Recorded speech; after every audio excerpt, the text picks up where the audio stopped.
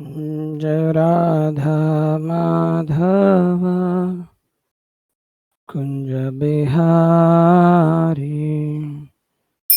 राधा माधव कुंज बिहारी गोपी जना वल्लभ गिरिवरधारी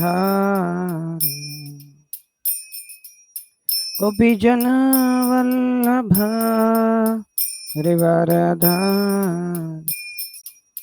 यशोदानंदन व्रज जनरंजन यमुना तीरावनचारि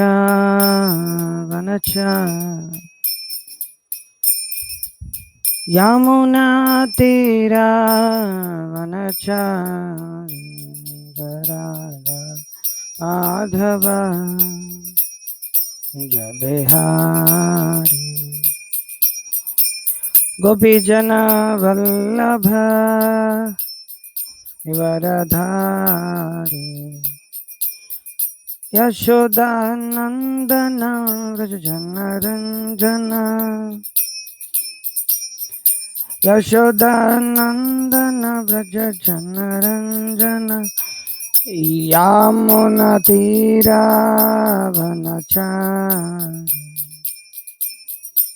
यमुना तीरावनचारि हरे कृष्णा कृष्ण कृष्ण हरे हरे हरे राम राम राम हरे हरे कृष्ण हरे कृष्ण कृष्ण हरे हरे हरे राम राम राम हरे हरे जय प्रभुपदा जय Prabhupada Prabhupada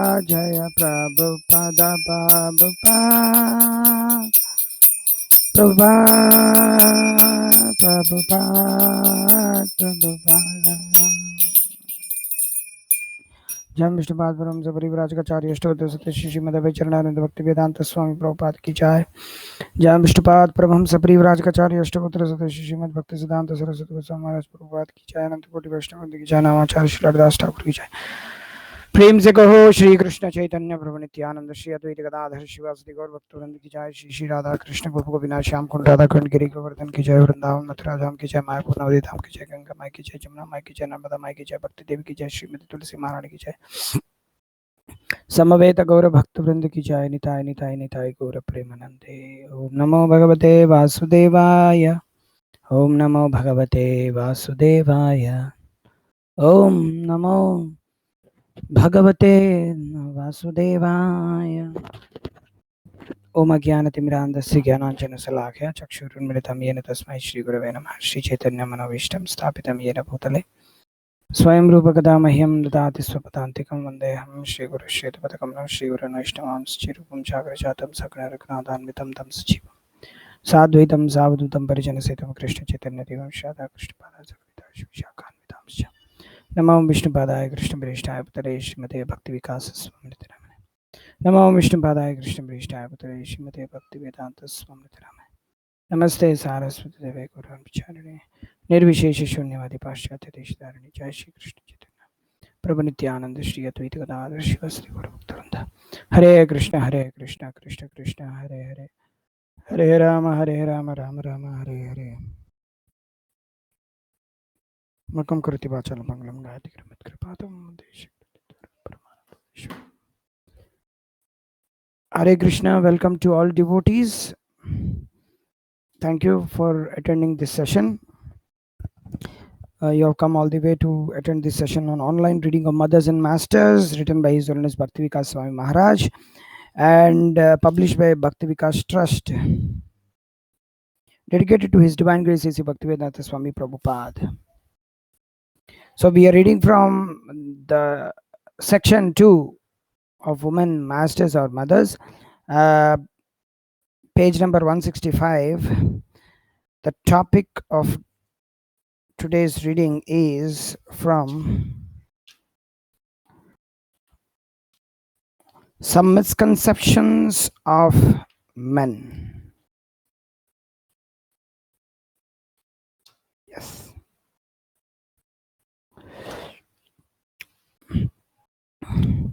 I hope everybody is able to hear me. Am I audible? Yes, can hear. Everybody, standard message has come already before I'm asking. Good.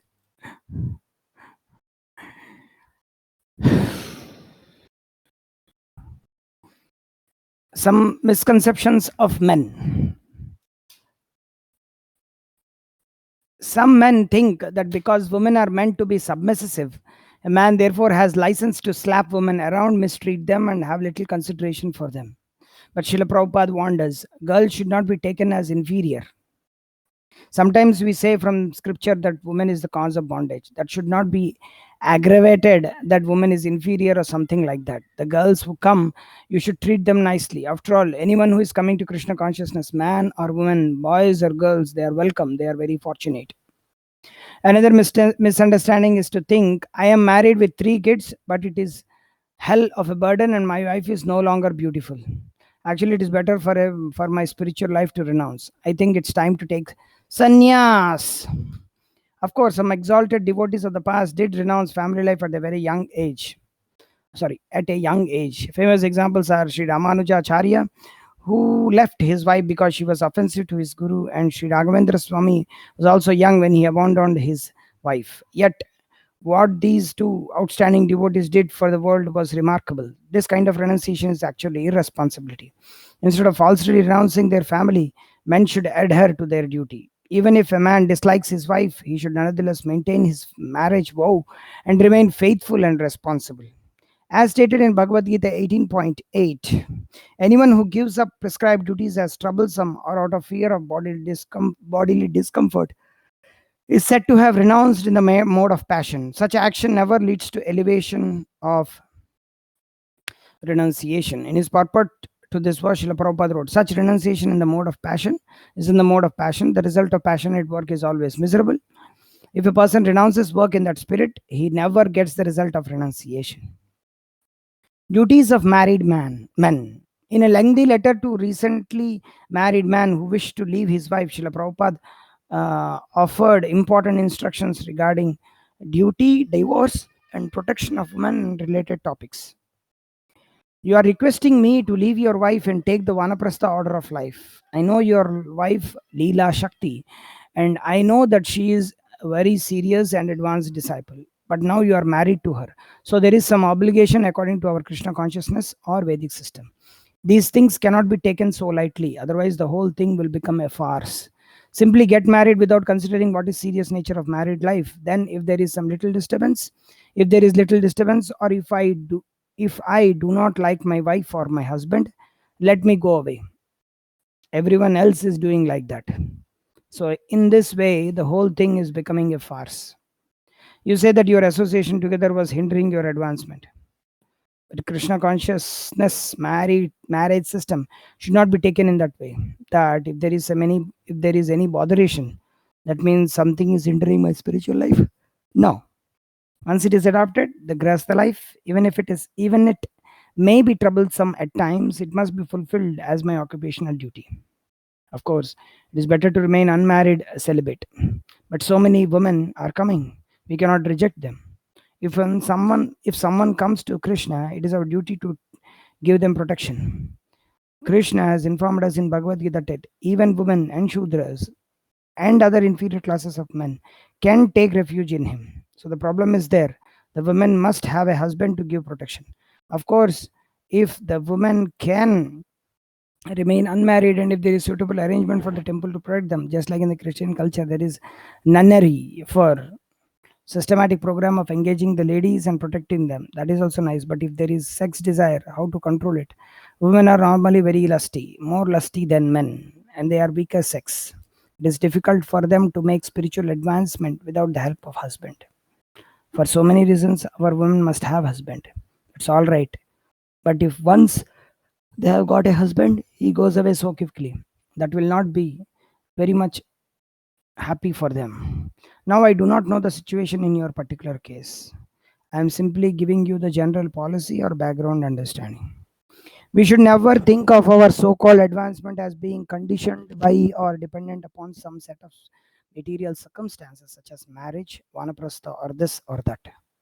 Mature understanding of Krishna consciousness means that whatever condition of life I am in at present, that is Krishna's special mercy upon me.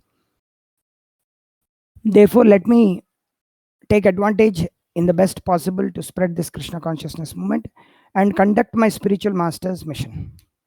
If I consider my own personal progress or happiness or any other thing personal, that is material consideration.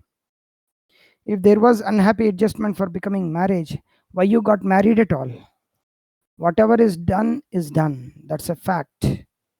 But I am only pointing out that once before you did something without proper study of your real responsibility, and now you are contemplating again some drastic action in a similar manner. Therefore, consider it carefully in this light. There is one verse from Bhagavad Gita. Yasman no vijate lokan no vijate chayah harsha marsha bhayodvegair mukto yas chame priyah. For whom no one is put into difficulty, and one who is not disturbed by anxiety, who is steady in happiness and distress, is very dear to me. 12.15. One mistake of judgment often made by neophyte devotees is that anytime there is some disturbance or some difficulty, they are considering that the conditions or the external circumstances under which the difficulty took place are the cause of difficulty itself. That is not the fact. In this material world, there is always some difficulty, no matter in this situation or in that situation. Therefore, simply by changing my status of occupation or my status of life, that will not help anything. Because the real fact is that there is any difficulty with others, that is my lack of Krishna consciousness, not theirs. Is this clear? Krishna says that his dearest devotee is one who does not put others into difficulty. In fact, who puts no one other into difficulty. So try to judge the matter on these points, whether or not you are putting either your wife or yourself into some difficulty. The right understanding of Bhagavad Gita is Arjuna's understanding. In other words, Arjuna came to the conclusion that he must perform his occupational duty, not as a material obligation for reasons of wife, family, friends, reputation, professional integrity like that. No, rather he must conduct the functions of his station of life only as a devotional service performed for Krishna. That means that devotional service is what is important, not my occupational duty. But it does not mean that because occupational duty is not the real consideration, that I should give it up, do not do something else, thinking that devotional service may be carried on under whatever circumstances which may whimsically decide. Krishna recommended Arjuna to remain as he was and not to disrupt the order of society and go against his own nature just for convenience sake. Our occupational duty is not arbitrary. That means once we have taken up some field of action, if we are advanced in our understanding, then we shall not change it for another. Rather, our devotion is the important factor. So what does it matter what I am doing so long as my work and energy are completely devoted to Krishna? Just like Krishna, he is the Supreme Personality of Godhead. He has no work, neither he has anything to do. Still, he comes here to teach us this lesson. He accepts not only his occupational duty as cowherd boy, royal prince, but also he accepts married life. He enters politics, he is philosopher, he is even chariot driver during a battle. He does not give example of himself avoiding his occupational duty. So if Krishna himself is exhibiting by his own conduct what is the perfection of existence, then we should heed such example if we were intelligent. We are intelligent. Even supposing there is a wife at home with children, that does not matter. That is no hindrance to our spiritual life. And once we have accepted these things, occupational duties, we should not lightly give them up. That is the point. Of course, our occupational duty is as preachers of Krishna consciousness. So we must stick to that business under all circumstances. That is the main thing. Therefore, married, unmarried, divorced, whatever condition of my life, my preaching mission does not depend on these things. The Varnashrama Dharma system is scientifically arranged by Krishna to provide facility for delivering the fallen souls back to Godhead, home back to Godhead. And if we make a mockery of this system by whimsically disrupting the order, that we must consider. That will not be very good example if so many young boys and girls so casually become married and then go away from each other, and the wife is little unhappy, the husband is neglecting her in so many ways like that. If we set this example, then how the thing will go on properly? Householder life means wife, children, home. These things are understood by everyone. Why our devotees have taken it as something different? They simply have some sex desire, got themselves married, and when the matter does not fulfill their expectations, immediately there is separation. These things are just like material activities, prostitution. The wife is left without husband, and sometimes there is child to be raised. In so many ways, the proposition that you and some others also making making becomes distasteful. We cannot expect that our temples will become places of shelter for so many widows and rejected wives. That will be a great burden, and we shall become the laughing stock in the society. There will be unwanted progeny also, and there will be illicit sex life that we are seeing already. And being the weaker sex, women require to have a husband who is strong in Krishna consciousness, so that they may take advantage and make progress by sticking tightly to his feet. If their husband goes away from them, what will they do? So many instances are already there in our society. So many frustrated girls and boys.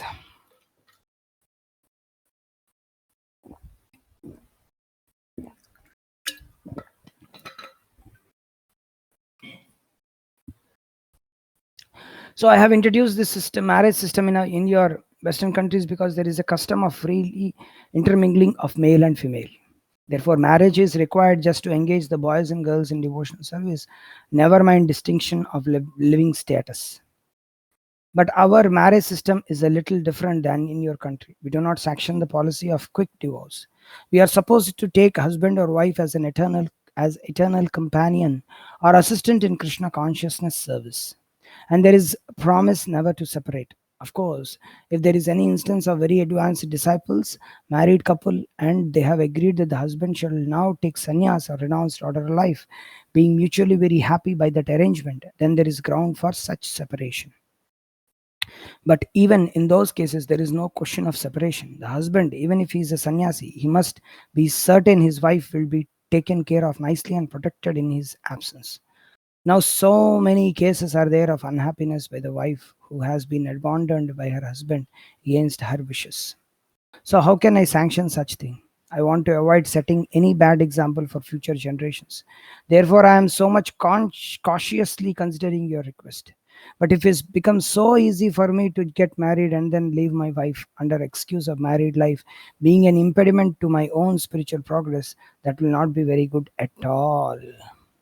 That is misunderstanding of what is advancement in spiritual life. Occupational duty must be there, either this one or that one. But once I am engaged in something, occupational duty, then I should not change that or give it up. That is the worst mistake. Devotional service is not bound up by such designations. Therefore, once I have chosen, it is better to stick in that way and develop my devotional attitude into full blown love of Godhead. That is Arjuna's understanding.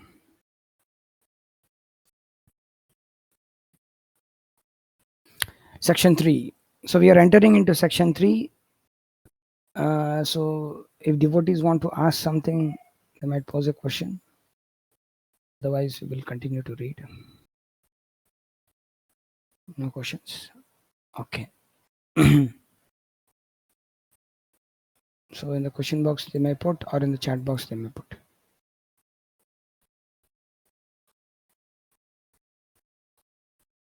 Okay. Section 3. Women as leaders. Should women be leaders? In one sense, they are automatically leaders, because although the father is the head of the family, it is the duty of the wife to take charge of household affairs. It is the duty of the wife to take charge of household affairs. Practically, the woman is the queen of the home because she orchestrates everything therein. Srimati Draupadi, the chaste and devoted wife of the Pandavas, managed the entirety of the palace affairs, which would be akin to running a major modern day commercial enterprise, with people continually coming and going, appointments to be fixed, and properly feeding everyone at all different times. And even to manage an ordinary home is no small job. Hence the common saying, a woman's work is never done. Leadership implies responsibility and control. It is never easy whether one is a leader of the nation or organizer of a home. Everyone in this material world has a propensity to control, and women can best exercise this inclination within the sphere of the home, especially by calling their children. When women aspire or demand to control everyone else, that becomes intolerable. Whereas women who devotedly control and guide their children are respected and loved for doing so. Moreover, the hand that rocks the cradle is the hand that rules the world. Mothers have a decisive influence upon the future generation of society because they raise and nurture the next generation. Even if the management of the universal affairs, the departmental heads are mostly men, and few imported demigoddesses, among whom Durga and Saraswati are prominent, discharge their duty within the context of being a faithful and subordinate servant of their respective husband. In one sense, women can be more powerful than men.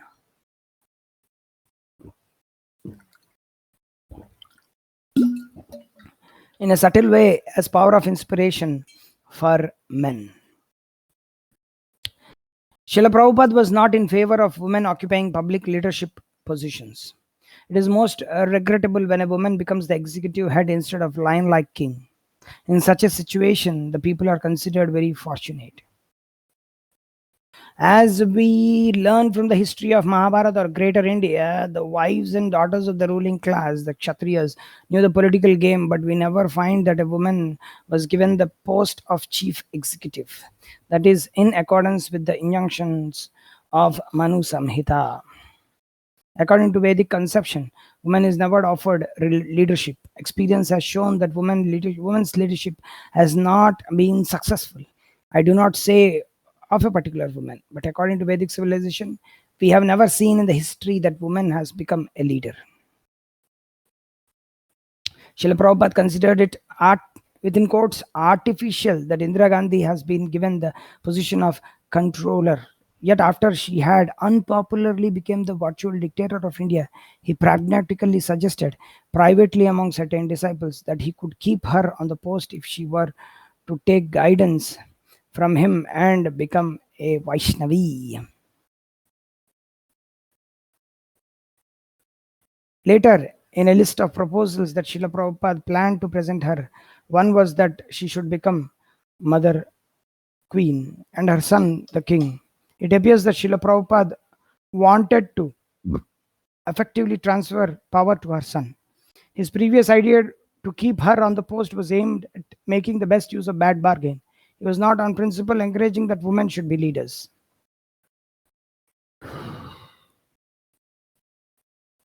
In 1973, Srila Prabhupada wrote, "We especially have to try to attract the educated young men and women in your country so that in future there will be many strong leaders to keep our Krishna consciousness movement strong."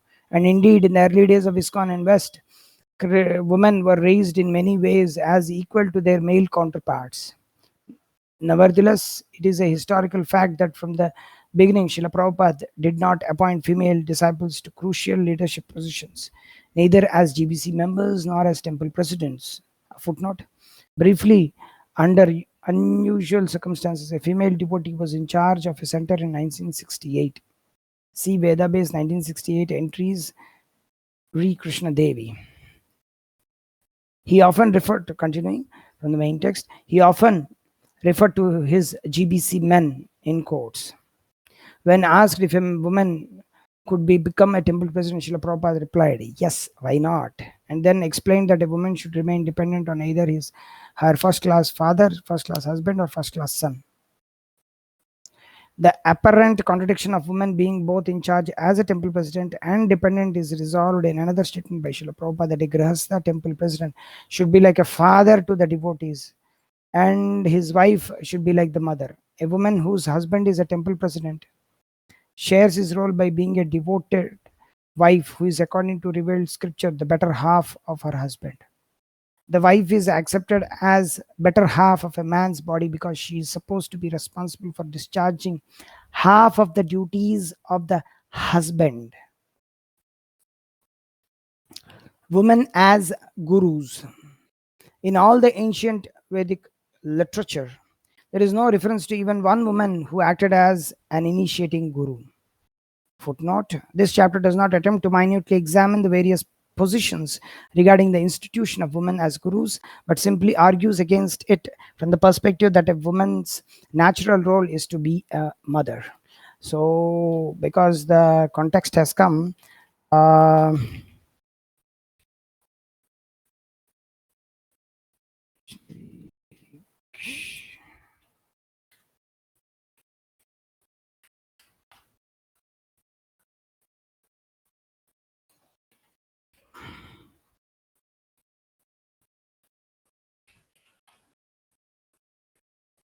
so Vaishnava Diksha according to Nalacha Pancharatra, because here it is women as gurus. So devotees can read that book on Vaishnava Diksha. Can a female devotee be a Diksha Guru? So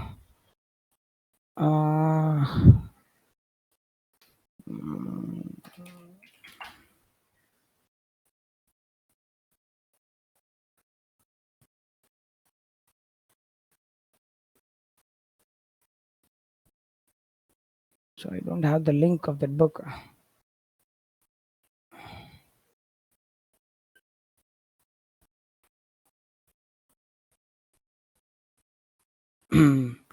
Okay, so that book name is Vaishnava Diksha according to Nalaja Pancharatra. Vaishnava Diksha according to Narada Pancharatra. Can a female devotee be a Diksha Guru? So you can find out the PDF file in the internet, so you can read it. I didn't find that. So just to remind devotees that the role of guru is intrinsically male is inherent in the conception of initiation as a second birth, wherein Vedic knowledge is the mother and spiritual master is the father. Yet, in another sense, the biological mother is considered to be first guru of the child, not in the same way as an initiating guru, but because she teaches her children the basic principles of human behavior and instills in them the primary principles of dharma, which is later solidified by formal gurus. Mothers and grandmothers tell children stories of Rama and Krishna and of other outstanding personalities described in the Vedic literature. But a woman's main method of instruction to her children is through her personal example of self sacrifice, that most noble virtue for which motherhood is universally glorified. By being chaste and submissive to her husband, a woman teaches her children how to respect superiors. If a woman disagrees with her husband, she may express herself privately to him only or in the presence of family elders, but not in the presence of children, for that would set a bad example. As I remember, even one generation ago in India, children were most sweet natured and well behaved because they were so carefully protected and nurtured. But nowadays, many children are raised more by television, video games, and internet than by their mothers, with profoundly negative effects both for those unfortunate children and for the overall society that they become constituents of. Although there are indications that Srila Prabhupada wanted his spiritual daughters to formally accept the role of Guru, the norm in Vedic culture is that women should follow Stri Dharma and that formal leadership roles, such as that of Guruship, as restricted to men. In Vaishnava history, there have been some rare exceptions wherein a woman acted as a formal guru, which Srila Prabhupada acknowledged. It is not that women cannot be acharya. Generally, they do not become in a very special case. In the Gaudiya tradition, exceptional cases of women as gurus were Janava Mata, one of the two wives of Nityananda Prabhu, Ganga Mata Goswamini, and Hemalata Thakurani, a daughter of Srinivas Acharya. However, all of them largely observed Stri Dharma. For instance, at the famous Kheturi festival, Janava Mata took charge of kitchen and cooked for attending devotees. Those few very special cases of lady gurus are accepted within the Gaudiya tradition as having been liberated souls situated on the topmost platform of devotional service. Srila Prabhupada's statement, Suniti, however, being a woman and specifically his mother, could not become Dhruv Maharaj's Diksha Guru. This is purport to 4th canto, chapter 12, 32nd verse. Has been the subject of considerable spiritual speculative analysis in attempts to explain it away.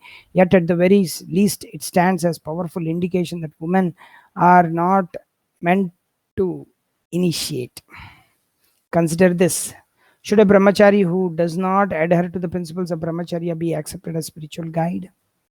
Or a grahastha man who does not fulfill his duties? Consider this. Should a brahmachari who does not adhere to the principles of brahmacharya be accepted as a spiritual guide? Or a grahastha man who does not fulfill his duties? Or a sannyasi who is renunciant is in name only? In each case, obviously not. So why should a woman be accepted as a spiritual guide unless she properly observes Stri Dharma? Surely a chaste woman who is committed to Stri Dharma should not be eager to take a public role and instruct men. Indeed, that just a few women within ISKCON are vocal about their rights suggests a vast majority who prefer to remain modestly in the background as per their natural role. The primary purpose of Varnashrama Dharma to overcome the sexual impulse can hardly be affected by the social intermingling of men and women, not to speak of allowing women to hold prominent roles. Better that we first institute Varnashrama and get society in order, with everyone understanding and acting in their proper position. Later on, we may consider exceptions such as women accepting the service of guruship. Rather than laboriously seeking novel ways to justify an unconventional idea that Srila Prabhupada only rarely mentioned, that of female Diksha Gurus, it would be more chaste to Srila Prabhupada's instructions to sincerely invest our efforts in Varnashrama Dharma, which he repeatedly emphasized with increased urgency. In writing to a female disciple, Srila Prabhupada suggested how women can be gurus within the home and by instructing other local women. If you induce all the women of Los Angeles to place an altar in their homes and help their husbands have peaceful, happy home life in Krishna consciousness, that will be a very great service for you. The actual system is that the husband is master to his wife.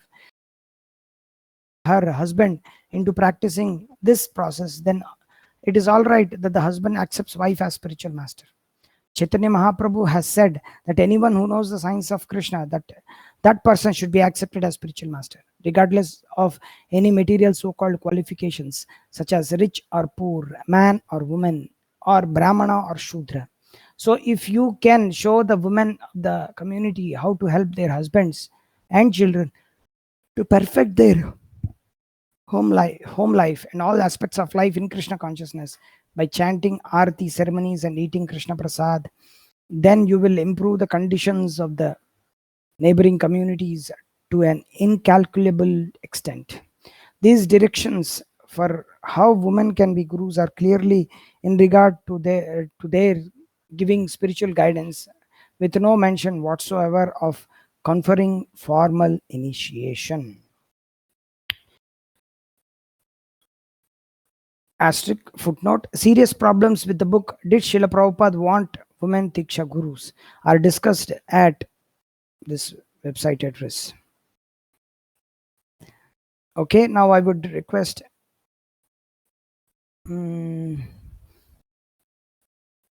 Shubhankar ji. Shubhankarji, are you there?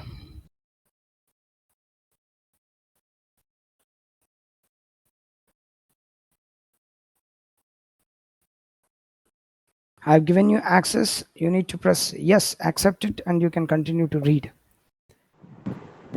Hare Krishna. Yes, bro.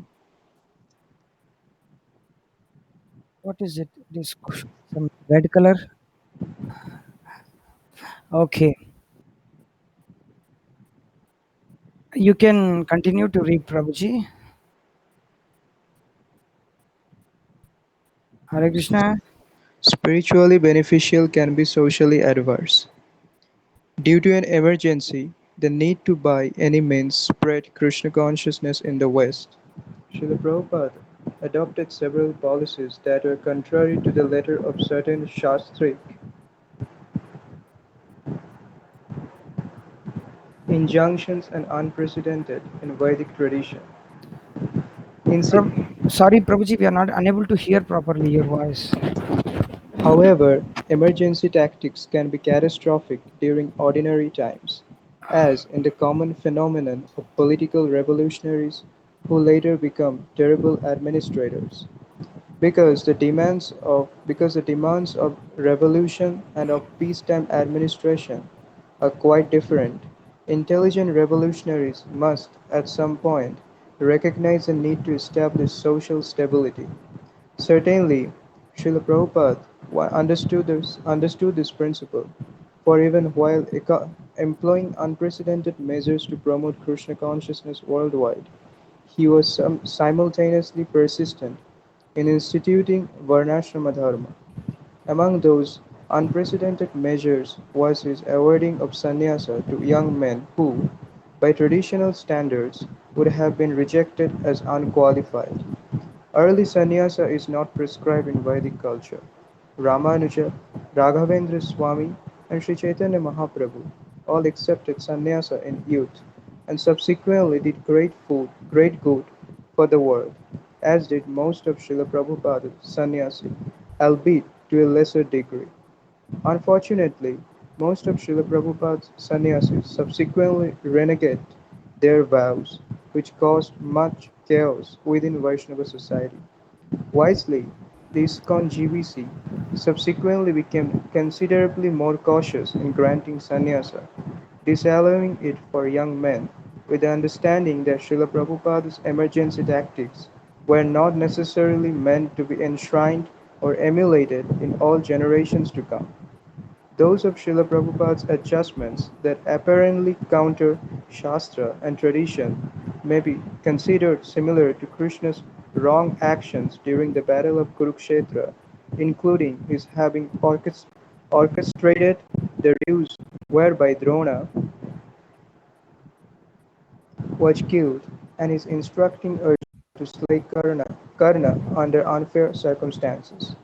Like those of Krishna, Srila Prabhupada's actions were an unavoidable means, in desperate conditions, to attain an accurate end, although One second, the Prabhuji, Shubhankarji. required end. Yeah, Hare Krishna. Excuse me, Shubhankar. Yes, yes, sir. You have some disturbance in your other side. So what I will do, I will remove the video, and you can just I will put the mic on. 1 second. I will revoke, and again I will give you so that you can accept the mic, because devotees, they are not able to hear properly. Some waves sound is coming. Although, now it's okay, Prabhu? Yes, continue.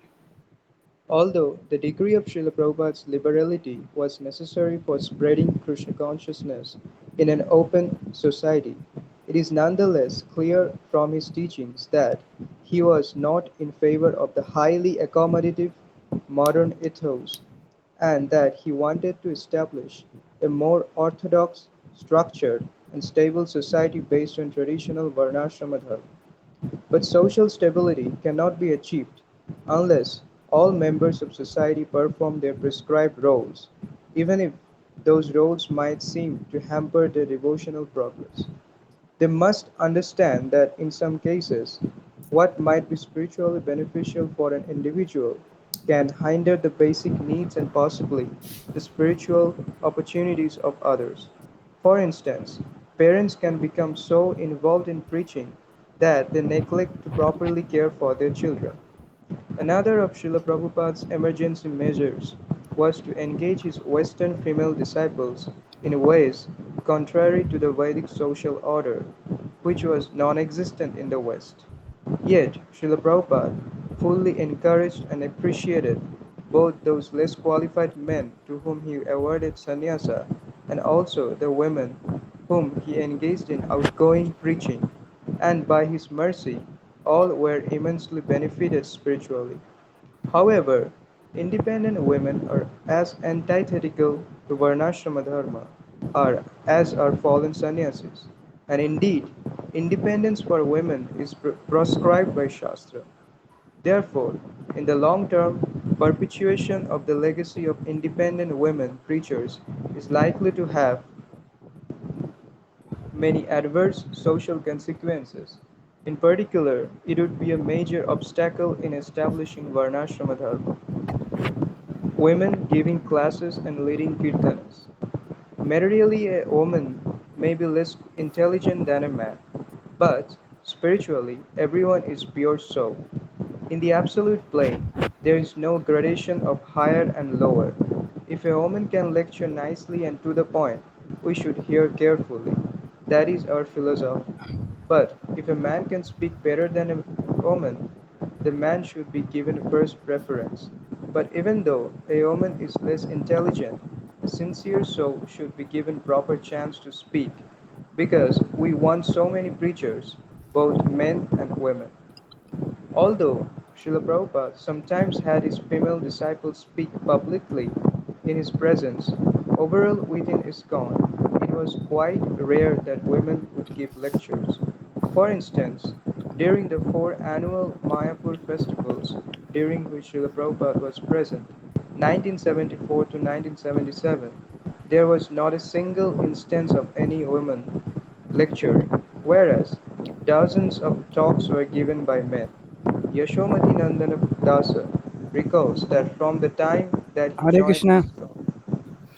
Hare Krishna, Shubhankar is full of disturbance.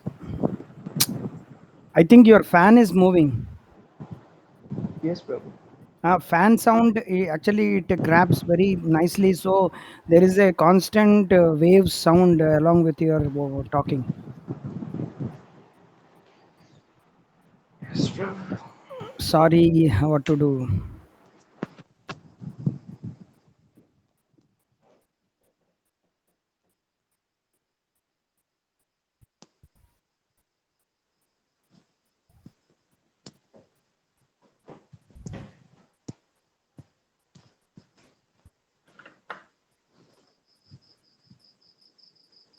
Hare Krishna.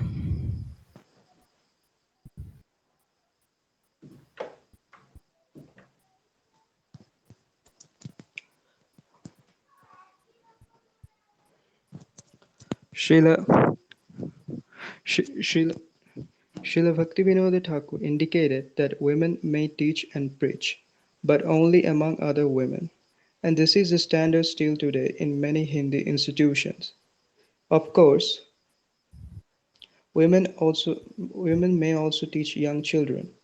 For instance, every afternoon at the ISKCON temple in Baroda, Gujarat, a group of local housewives assemble to chant bhajans.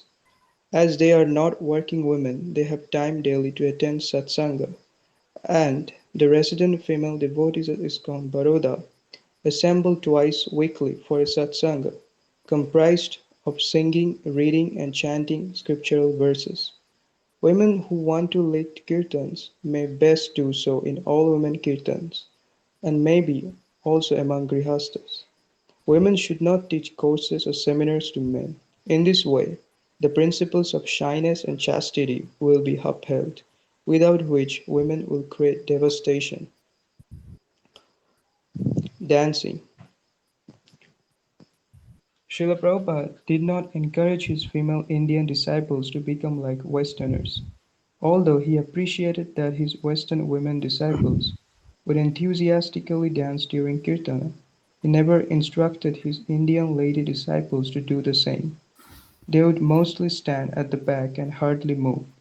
He explained that in Indian culture, respectable women do not dance in public, although low-class women may do so. He actually wanted that his disciples adopt the culture of the Brahmanas, the highest class of people in India. A woman's dancing can be very enticing to men, even if she is not overtly trying to attract men. Spirited jumping up and down is certainly fine for men, but hardly so for women, because of their bodily construction. If a young woman regularly dances vigorously in view of men, it is clear that she wants to attract them, that she wants a mate. Even to publicly raise the arms, as men do while dancing, was never done by traditional shy women, so as to always keep their breasts fully covered. In Los Angeles, which at that time was the world headquarters of ISKCON, Srila Prabhupada originally instructed that men should dance on one side and women on the other. Later on, he said that the women should be on the balcony. Danavira Goswami recalls, the men occupy the front space, and the ladies are occupying the rear of the temple room as well as the balcony. Smiling, Srila Prabhupada glances up at his female disciples gathered in the balcony. Perhaps he remembers how in the original Dwaraka city, respectable ladies used to go up on their palace rooftops to have a look at Lord Dwarakadhisha. Then the beloved spiritual master and spiritual father began to speak so that the ladies might not feel minimized in their new balcony station. Yes, this is very nice, he says approvingly. Now the ladies can dance on the heads of the men everyone loves. Some recent anecdotes related by a godbrother in India. Around 2008, in Delhi, during a Sunday evening kirtan, one 20-something Mataji visitor was becoming very enthusiastic because of the kirtan and she wanted to dance. She looked around and saw the brahmacharis dancing, jumping up and down. So, not having any ladies to emulate, she also started jumping up and down. This lady had traditional Vedic proportions in the breast department, and her breasts were bouncing up and down in a very noticeable way. From the back of the room, an older woman came to the front of the temple, where this young woman was bouncing up and down, forcibly grabbed her and pushed her to the ground and stopped her from dancing. Then she pulled up the girl, obviously her daughter, and took her out of the temple. All the brahmacharis appreciated the mother protecting her daughter from the vulgar display that she was doing out of innocence. Any cultured woman would not want her daughter to dance like that. Another thing is that the daughter obeyed her. I was once in Mayapur for Gaur Purnima. At Sandhya Arati, two Indian women who seemed to be mother and daughter were dancing in front of the deities in a very crude and vulgar manner, bumping and grinding their hips around like they were doing the hooky chooky, a sexually provocative belly dance. I went up to one of the Bengali ladies in the security force and indicated to stop them. She pounced on them and shut them down immediately. I got the impression that she was furious with them and was just awaiting for someone like me to tell her to shut that show down. Okay, Prabhu. I will request some other devotees to read. Thank you very much. Thank you, Prabhu. Thank you. Asita Prabhu, you are there? Are you there?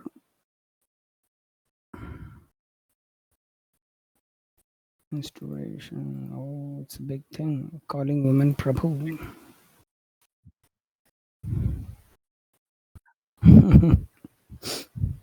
Asita Prabhu, Hare Krishna. Hare Krishna, Prabhu. You can continue to read, Prabhu. Okay. Menstruation.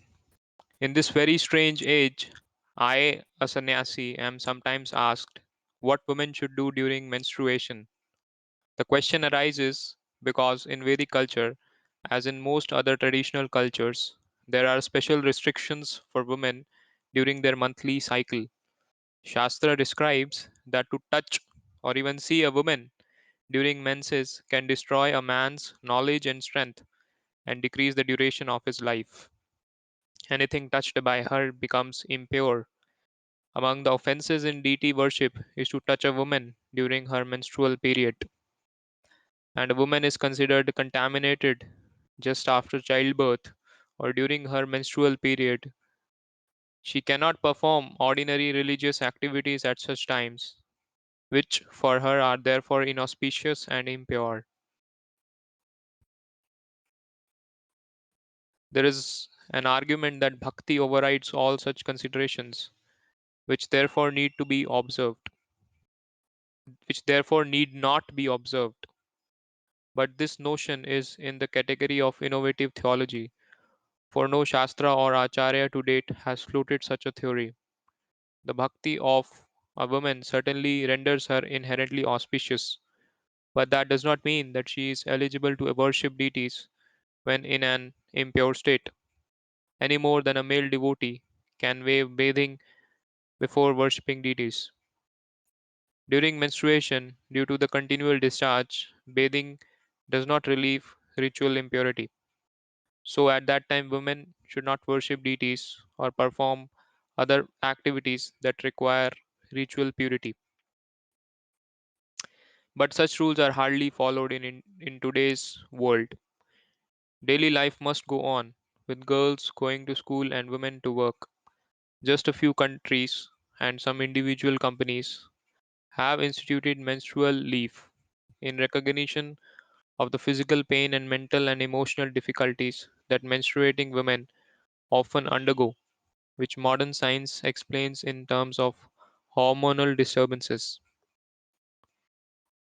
Traditionally, in India, during menstruation, women would suspend all regular activities except breastfeeding and stay in a separate cottage until the flow stopped. When one Western devotee woman first heard of this practice, she responded, "Oh, what a wonderful idea to take a break and be peaceful for 3 or 4 days.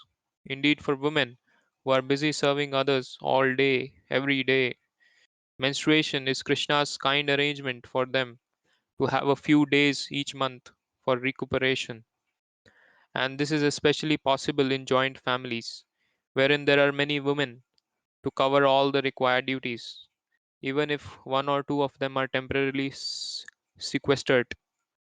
Regarding deity worship, Srila Prabhupada wrote, according to the Smartha Vidhi, women cannot touch deity during menstrual period, but the Goswami Vidhi allows. But it is better not to do it. One thing is that the seva can never be stopped for any reason. This also for the cooking. The essential point is that the deity worship should not be stopped. Although if no one else is available, then a menstruating woman may perform puja. This situation should be avoided. Of course, in the modern nuclear family, some concessions may be necessary for home deity worship during such times, but such concessions should never have to be made in public temples, wherein menstruating women should strictly be prohibited from engaging in deity worship. After all, it is an offense to to worship deities after having touched a menstruating woman. So, what to speak of menstruating women personally engaging in deity worship? So, what advice should be given to women regarding their activities during menses? In India, I generally recommend the ideal is to do as your grandmother, your great grandmother, and your great great grandmother did. But for today's situation, suggested minimum restrictions are not cook, engage in sex, visit temples, or perform deity worship. And as far as is practical, stay home and relax, even remaining out of sight if possible. Many women today are so accustomed to doing everything else during their monthly period that they consider it acceptable even to enter a temple during that time. But that but the grandmothers of such women would surely severely berate them for that. It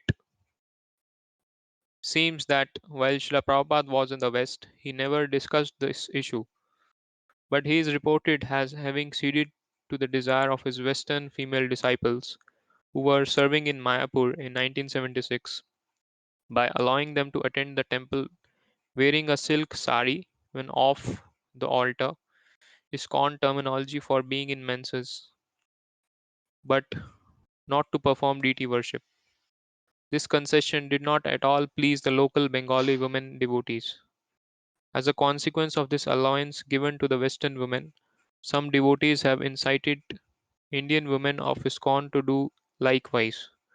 Accordingly, in some ISKCON centers in India, it can be understood that a woman is in menses by her sitting just outside the temple during programs, and some have gone further by sitting inside but at the very back.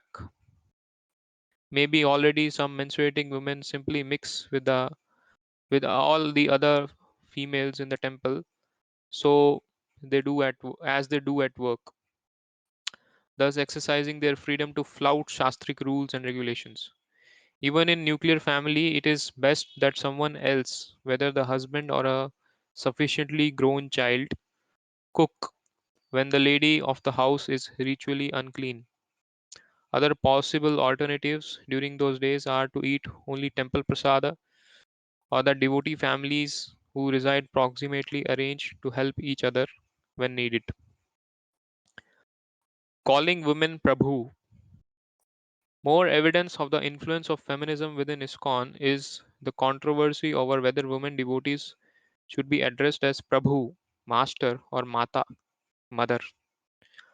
Although this issue might seem trivial, the symbolism involved is significant, for these two terms of address connote widely different outlooks regarding social norms for women, which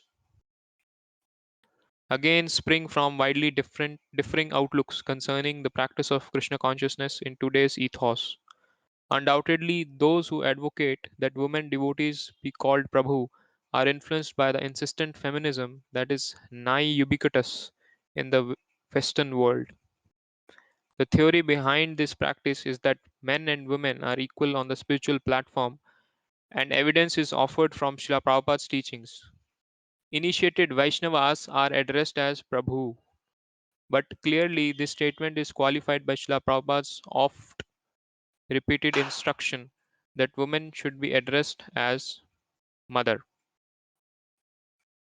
During the beginning days of ISKCON, Srila Prabhupada would sometimes address the devotee women as Prabhu.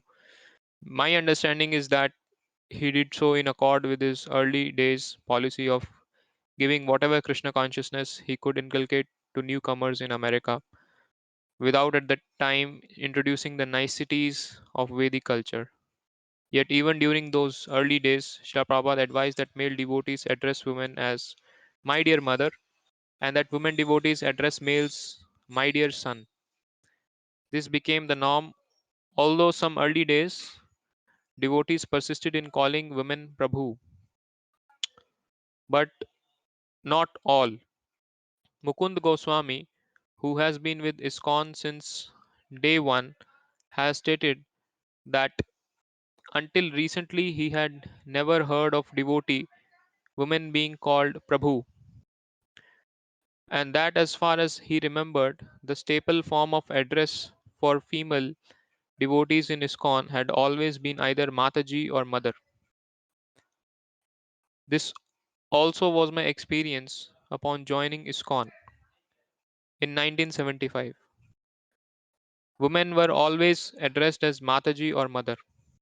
To call them Prabhu was unheard of and unthinkable. And Hari Shauri Prabhu, who lived day and night with Srila Prabhupada from November 1975 to March 1977, similarly recalled. During all the time I was with Srila Prabhupada, I never heard him call women Prabhu. Some years ago, while giving a lecture in an ISKCON center in Russia, I mentioned how in the West many devotees call women Prabhu, whereupon the more than 100 devotees present, both men and women, spontaneously laughed. To them it seemed absurd, and indeed it is. Proponents of addressing women as Prabhu maintain that those who don't do so still have material attachments and thus see only the bodies of women rather than their spiritual identity. Of course, this idea is further speculation, considering that no one in Vedic culture, none of the great liberated acharyas, nor even Sri Krishna or Sri Chaitanya Mahaprabhu, ever set the example of addressing women as Prabhu. Are the demigods' wives addressed as Prabhu? Mother Yashoda, Lakshmi Devi, Sita Devi, Srimati Radharani is the master of the Supreme Master. Yet, even she is not addressed as Prabhu. Prabhu is a masculine term. To call women Prabhu is similar to calling them master. Who would say Mr. Sonia Gandhi? To circumvent this obvious absurdity, some devotees invented the term Prabhavi, the feminine form of the masculine word Prabhu. However, that it is grammatically possible to coin such a neologism as Prabhavi does not Prabhavi does not confer upon it any imprimatur of Ashra Prayoga, Arsa Prayoga. Arsha Prayoga, irregular but You heard accepted. this word called Arsa Prayoga? Yeah, I have heard it, Prabhu.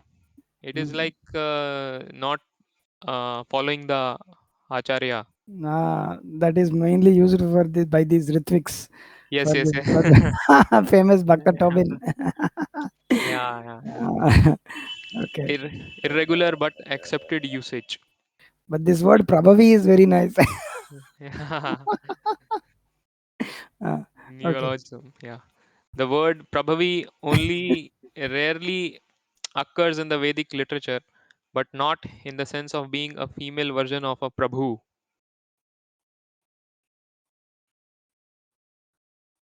Responding to the statement, Srila Prabhupada never said Prabhavi, the female word for Prabhu.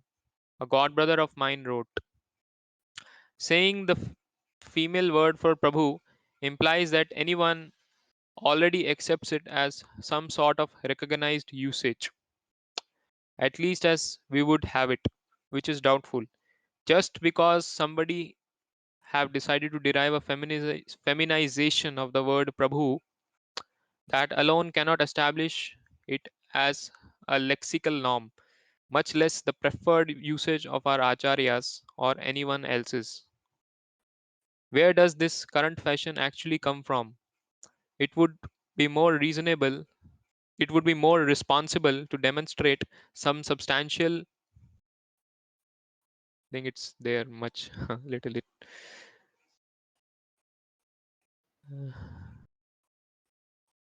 I think we need to go to the next page. This is the previous page. Yeah. It would be more responsible to demonstrate some substantial attestation for such novel use for Prabhavi, by which I mean some clear attestation in Vaishnava Parampara. I don't think Monier Williams fits this description, since lexicographers themselves merely depend on the kind of attestation I am also suggesting. Without doing so, our current notion of Prabhavi remains more or less a neologism and looks very much like a mere tool in the hands of the fairly passionate agenda mongers of the day. My own admittedly limited experience with the Sanskrit and vernacular bhakti literatures of the last 1,000 or so years, including many of the verses Srila Prabhupada quoted himself, leads me to the impression that the word mata is used to fulfill the sense for which some now prefer Prabhavi instead. The novel usage of Prabhavi thus seems fairly skewed to me, as if external and largely non spiritual influences were actually operating here far more than its advocates would care to recognize. Prabhu, we can stop here. It's already Yes, 7:50. yes, Prabhu. Uh, oh, It's over, huh? Just one few paragraphs there. You can Yeah, read it. few paragraph. Okay. However, this is primarily a linguistic approach.